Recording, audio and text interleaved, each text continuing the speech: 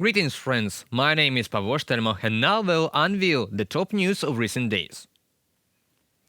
Putin is going to new presidential elections, or the Tsarist ones.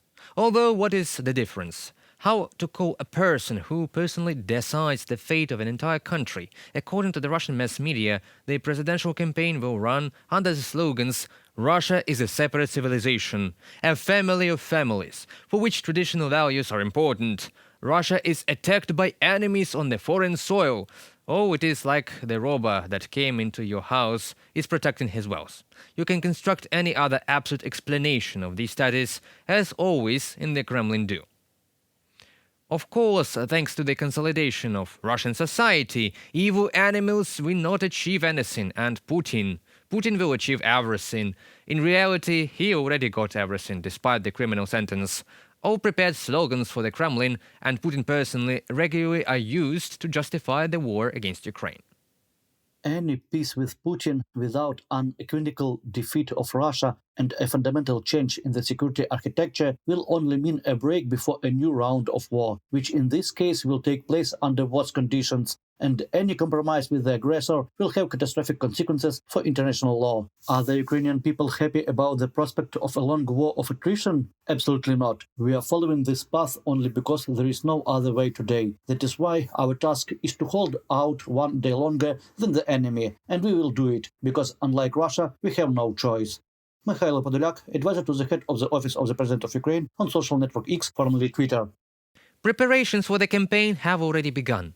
According to family values, the LGBT community has already been banned. Abortions are planned to be banned in future. It is necessary to take men somewhere from for future meat assaults or hybrid attacks by refugees.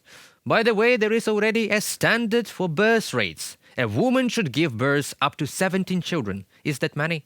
And it will be up to each citizen to decide, and one member of the State Duma has already decided.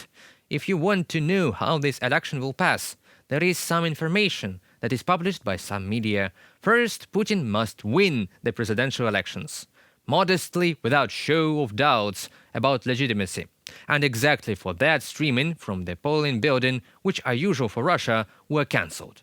As during last elections, there were falsifications. In many regions, some persons threw a packet of ballots into voting boxes.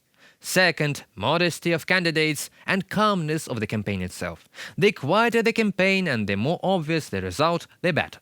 For this, Navalny and Girkin were imprisoned. Prigozhin was killed. No alternatives, no protests. Third, it was recommended not to speak controversial topics related to the war, the rotation of mobilized personnel, and the irregularity of cash payments. The propagandists of the Kremlin will have to think a little about this, since the main question they want to ask Putin now is when will the war end? I don't know what they will invent in Moscow, but I have an answer. When you withdraw all your troops from the Ukrainian territory. But it is clear that Putin will not do this voluntarily, because it would mean his defeat. Therefore, Ukraine now needs more weapons and support from partners so that Russian aggression stops in Ukraine and does not spread to other territories, including NATO countries.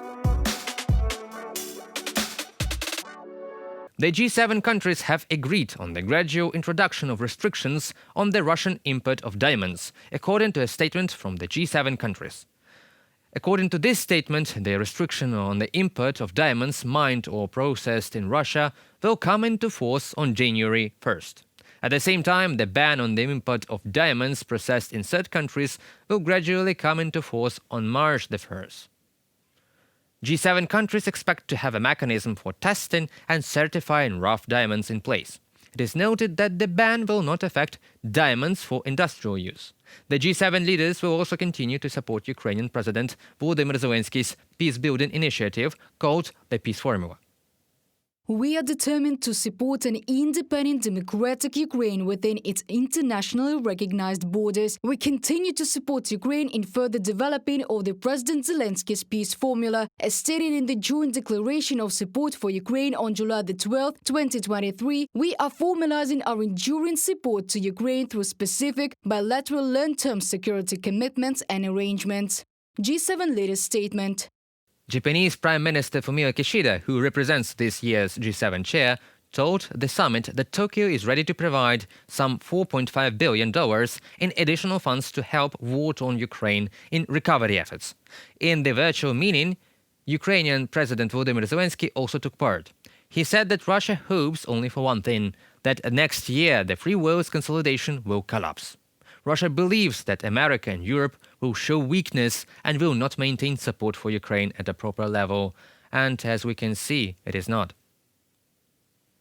Earlier, the EU authorities announced that they intend to introduce a ban on the import of diamonds into the EU as part of the 12th package of sanctions against Russia.